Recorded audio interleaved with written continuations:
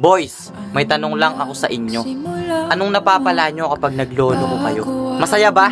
Masaya bang magpakasaya habang may nasasaktan kang iba? Masaya bang makitang umiiyak yung taong mahal na mahal ka? Masaya bang makapanakit ng damdamin ng iba? Oo, nagpapakasaya ka sa piling ng iba.